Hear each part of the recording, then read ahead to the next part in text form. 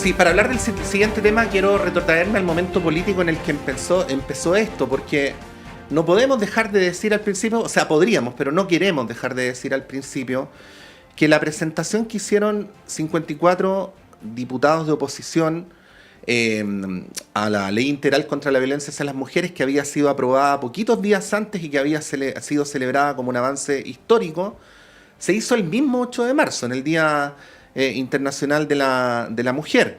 Y que bueno, ha tenido durante las últimas semanas reacciones de distinto tipo para llegar al resultado que conocimos ayer, donde en un fallo de 6 votos contra 4, el Tribunal Constitucional rechazó este requerimiento precisamente de inconstitucionalidad.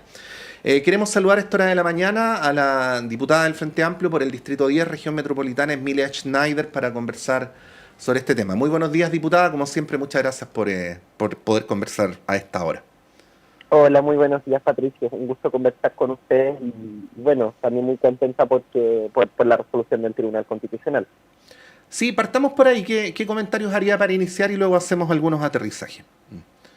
Bueno, lo primero que yo podría decir es agradecer a todas las organizaciones feministas, organizaciones ciudadanas, organizaciones cristianas incluso, a los rectores y rectoras, a todas las personas que se pronunciaron a favor de la educación no sexista, que creo que han mostrado la transversalidad que tiene la propuesta de la educación no sexista, que es algo mucho más amplio de lo que pensábamos y donde tenemos que seguir avanzando. A mí eso me alegra profundamente y creo que es una muy buena noticia que finalmente ya esta ley pueda ser promulgada para que la tengamos rigiendo y protegiendo a las mujeres y niñas de nuestro país. Entonces, la verdad, yo estoy muy contenta, creo que es una buena noticia porque vamos a tener una buena ley y afortunadamente también aprovechando cómo la educación es una herramienta también de cambio, ¿no? Sí. La ley integral contra la violencia hacia las mujeres, diputada, dentro de la cual estaba toda esta parte que fue objetada por los diputados de oposición, es como su nombre lo dice, una ley integral. Y a veces los periodistas, cuando conversamos con los políticos, nos concentramos mucho en los árboles y poco en el bosque, ¿no? Entonces yo quería invitarla, aprovechando esta ocasión, como a volver a retomar esta mirada más en perspectiva y explicar por qué esta parte de la ley, la que objetaron los diputados y diputadas, es tan importante para efecto del espíritu más integral que tiene, valga la redundancia, una ley como la que ahora se va a poder finalmente promulgar. Efectivamente. La ley integral contra la violencia hacia las mujeres es una ley marco, de cierta forma, es un marco general para establecer obligaciones, particularmente para los organismos del Estado, para las distintas instituciones, autoridades, deberes precisamente para prevenir, combatir y erradicar y sancionar, perdón, la violencia de género. Y entre todo eso se establece justamente en este artículo que fue impugnado que los establecimientos educacionales deben impartir una educación no sexista, es decir, una educación sin discriminación por género. Y yo creo que la importancia finalmente de esta ley es que nos pone a la altura de estándares internacionales en materia de prevención, sanción y erradicación de la violencia de género, y en particular de este artículo, porque son los datos duros los que nos dicen que la educación no sexista es necesaria. O sea, cuando vemos los problemas de acoso y abuso sexual que hay en las escuelas, cuando vemos las brechas de género que hay en el 15 incluso, o sea, y en el aprendizaje finalmente. A las mujeres, por ejemplo, les va peor en matemáticas.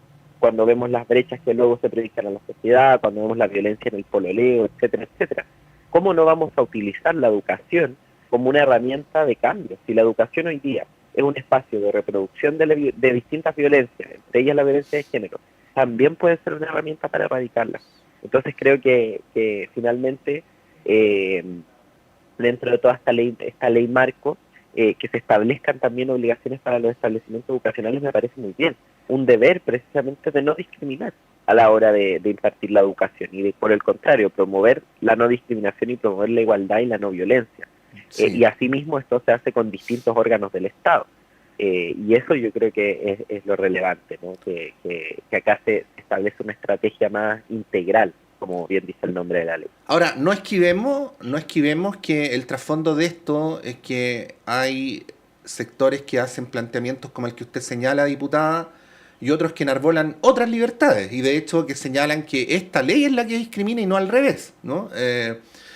Y ahí le quería preguntar, porque cuando ocurrió esto, que debo reconocer que a mí me produjo bastante sorpresa que se hiciera en el mismo 8 de marzo, Sí, tremendo. me puse a buscar en distintos portales. El propio Mineduc tenía una descripción sobre lo que se entiende por educación no sexista, ¿no? Le voy a leer. Dice, conciencia profunda en la práctica educativa de una formación en igualdad de género y de derecho para todas las personas, con independencia de su credo, edad, clase social, cultura, identidad de género, orientación sexual, lengua y condición. Esta es la definición textual que hacía el Mineduc antes de todo este entrevero de qué se entiende por educación no sexista, ¿no? Pero fíjese que a día de hoy, y si me permito citar al Mercurio, el mismo Mercurio cuando habla del tema pone educación no sexista entre comillas, ¿no? Como si fuera una manera de decir y no un concepto, ¿no? Y en donde se dice que de alguna manera se está obligando a educar a los niños ideológicamente, ¿no? Aquí mismo lo decía la diputada Sandón, con la que usted comparte hemiciclo.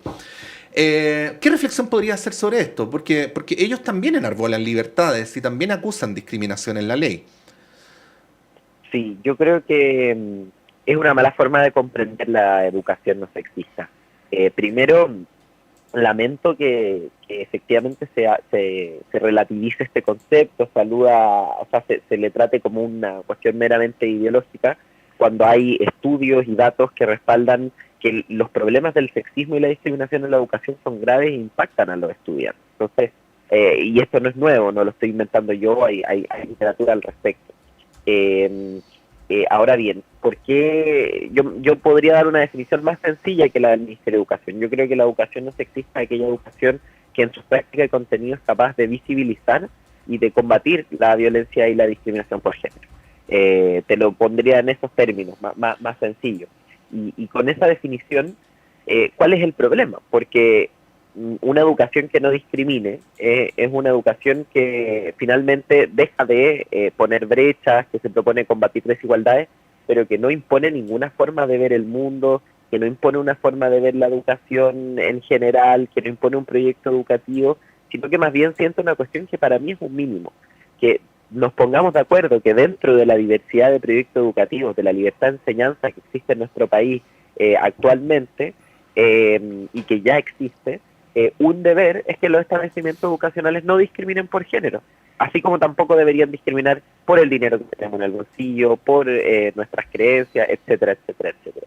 Entonces, la verdad, a mí me parece que es una confusión, no sé si por falta de conocimiento o para instalar un punto político, pero la verdad es que la educación no sexista no tiene nada que ver con imponer una ideología. Pero Sino muy por el sí. contrario, creo que cuando una educación sexista es la que impone precisamente una mirada de ver el mundo. O sea, una educación sexista es la que nos dice que las niñas pueden hacer ciertas cosas y otras no, que los niños se tienen que comportar de cierta forma, en vez de dejarle la libertad a las personas de desarrollarse como quieran, desarrollarse en igualdad de condiciones. Pero a ver, aterricemos. Le quiero leer texto a la diputada Jimena Sandón en Radio Universidad de Chile. Abro comillas. A mí me gustaría que a mis hijos se les enseñara que son dos sexos, hombres y mujeres, pero bajo esa mirada de educación no sexista podrían determinar que eso se prohíbe porque hay más de dos sexos. Cierro comillas. Ahí le doy la palabra. Yo creo que eso es una mala comprensión, porque acá estamos hablando de la educación no sexista, una educación que no discrimine por género. Efectivamente, la inclusión de las personas trans en la educación es un tópico dentro de estas conversaciones, pero creo que en ningún caso se le va a imponer a una persona una forma de ver el mundo. Vuelvo a reiterar, pero, y aquí ya entro en otro debate, o sea, si queremos ocultarle la realidad a los niños y niñas, creo que estamos yendo por mal camino, porque las personas trans existen, así como existen personas con distintos colores de piel, así como existen personas con distintas religiones, así como existen personas con distintos creencias, etcétera, etcétera. Entonces, creo que parte de esto es decir, bueno, cada uno puede tener su visión del mundo como quiera, una visión de mundo conservadora, por ejemplo, pero lo que tenemos que hacer es respetarnos entre todas y entre todos nuestra diferencia. Y en eso a mí no me parece nada malo, y en eso yo no veo que se le imponga nada a ninguna persona. Ahora bien, por cierto, yo quiero acotar que esta ley, la educación no sexista, no habla de identidad de género propiamente tal en la ley. Se habla de prevención de la violencia cuando se habla de educación no sexista. Y de prevención de estereotipos, claro. Y prevención de estereotipos, etcétera, etcétera. La inclusión de personas trans en la educación creo que es un debate que se ha dado más en la ley José Matías, que es una ley que fue aprobada efectivamente en la Cámara, que está en el Senado y a la cual hay que darle impulso, y que, como te decía, a mí me parece que reconocer que habemos una diversidad de personas con distintas características, con distintas identidades, con distintas miradas del mundo, etcétera, etcétera, no es imponerle nada a nadie, sino que es reconocer esa diferencia, decir, bueno, hay gente distinta entre sí, eso está bien, y tú puedes creer en el mundo como tú quieras, digamos. Yo por ahí lo veo, digamos. Pero creo que negar la existencia sistemáticamente de un grupo de personas en la educación sí es discriminación, y eso no puede pasar. Sí, estamos conversando esta hora de la mañana con la diputada Emilia Schneider. Diputada, bueno, tampoco quiero soslayar de esta entrevista que además de lo, no sé si llamado o mal llamado valórico, que se aplica con mucha frecuencia a las miradas sobre la sexualidad y no respecto a otros asuntos que también son valóricos, pero bueno, cierro paréntesis.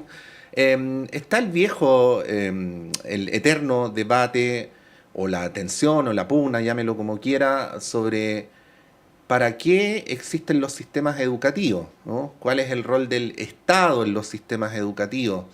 ¿Cuál es el rol de los colegios, comunidades? ¿Cuál es el rol de las familias? De aquí, dos conceptos que se repiten así como se han repetido casi en todos los debates educativos son: uno, la libertad de enseñanza, y dos, el derecho preferente de los padres, ¿no? Por encima del rol del Estado, ¿no? Quería aprovechar la ocasión para que tampoco esquivemos eso, que probablemente es el gran tema de fondo en esta discusión, para que usted también haga su señalamiento sobre esa materia. Sí, efectivamente en Chile, bueno, se consagran ambos derechos en la Constitución vigente, y el Tribunal Constitucional ha despejado varias cosas que se buscan instalar. Muchas veces se busca instalar que el derecho y el deber preferente de los padres sobre la educación de los hijos es casi que un derecho para seleccionar qué cosas aprenden los niños y niñas y qué cosas no, cuando en realidad en Chile tenemos un currículum, que es lo que deben aprender los niños y niñas precisamente, porque nos hemos puesto de acuerdo como sociedad, también con organismos técnicos, para establecer que los niños y niñas cuando pasan por el sistema educativo tienen que saber ciertas cosas. Ahora bien, tal como han descrito el Tribunal Constitucional, el derecho preferente de los padres se circunscribe solamente a elegir el establecimiento. Eso es lo que dice el Tribunal Constitucional, solo a elegir el establecimiento educacional. Yo creo que el deber de los padres y el derecho de los padres va mucho más allá. Yo creo que para que la educación avance, para que la educación se asiente, también necesitamos un esfuerzo desde la casa. Y por eso la participación de los padres y madres y apoderados en el proceso educativo es tan importante, porque son parte precisamente de los distintos agentes que le enseñan y que refuerzan habilidades y competencias y reflexiones en los niños y niñas. Pongo un ejemplo, estamos hablando en la Cámara de regular el uso de celulares y pantallas en la educación por el uso excesivo de estas. Pero esto no va a tener sentido si no tenemos un apoyo en la casa, porque si se regula el uso de celulares en el colegio, pero en la casa se usa de forma indiscriminadamente, no vamos a estar reforzando un aprendizaje, una reflexión o una ganancia de una habilidad. No sé si se entiende la idea. Ahora bien, yo creo que el deber del Estado es garantizarle educación de calidad a todos los niños y niñas de nuestro país y jóvenes también, y por supuesto adultos que también son parte del sistema. Y en ese sentido creo que la principal responsabilidad tiene que ver con eso, o sea, establecer un currículum nacional es sumamente importante para generar una igualdad de conocimiento lo más posible, y al mismo tiempo ofrecer una oferta de educación pública a la altura de las necesidades de los niños y niñas y jóvenes, y también que ojalá, y esta es mi apuesta y es lo que yo creo que debería pasar para el futuro, que la educación pública sea el estándar de mayor calidad del sistema, y no solamente algunos liceos emblemáticos, sino la oferta pública en general. Y eso fue una buena noticia que en los últimos CINCE, que si bien yo creo que no es la única medición para dar cuenta de estos fenómenos, pero en el CINCE los establecimientos públicos, municipales y también de servicios locales aumentaron considerablemente sus resultados. Y eso es una buena noticia y creo que hay que seguir en esa senda. Entonces por ahí yo creo que va el deber del Estado y eso no colisiona con el deber de los padres, pero yo creo que hay que entender la participación de los padres de una forma mucho más amplia y más enriquecedora que solamente elegir el establecimiento o que ser un agente que selecciona los aprendizajes de sus hijos e hijas. Creo que más bien tiene que ser un agente activo en el proceso de aprendizaje y ser parte del proceso de aprendizaje y reforzarlo. Por cierto, esto en función de los tiempos también que tienen los padres y madres, entendiendo que también hay mucho trabajo, hay muchas otras responsabilidades. Sí, diputada, antes de que cerremos, quería aprovechar de hacerle dos preguntas sobre otros dos temas contingentes. Ajá. Uno es Salacuna, que ayer en el Senado se aprobó la idea de legislar con los votos de la oposición, o si otros prefieren decirlo, de las derechas, ¿no? Y con ningún voto del oficialismo. Esta idea de legislar tiene que ver con un cuerpo legal que tiene muchas aristas. Yo solo quiero nombrar esta de que se termina con el mínimo de 20, de la exigencia de mínimo de 20 mujeres por empresa para exigirlo. Pero aquí ha habido dos tipos de críticas. Uno a la derecha por la manera en que avanza el cuerpo legal, pero al menos desde la democracia cristiana también se criticó al gobierno por no haber sido más proactivo en indicaciones que finalmente se van a presentar ahora aparentemente como reacción, ¿no?, a la votación que se produjo. Bueno, ¿cuál es su mirada sobre lo que ocurrió ayer o sobre lo que está ocurriendo con esta ley, con este proyecto de ley? Sí, bueno, lo primero que yo puedo decir es que yo creo que el proyecto de Salacuna del gobierno de Sebastián Piñera es un mal proyecto. Yo creo que es un proyecto que le abre la puerta al negocio educativo en la sala cuna y que no pone en el centro los derechos de las y los trabajadores y tampoco de los infantes, de las y los infantes, ¿no?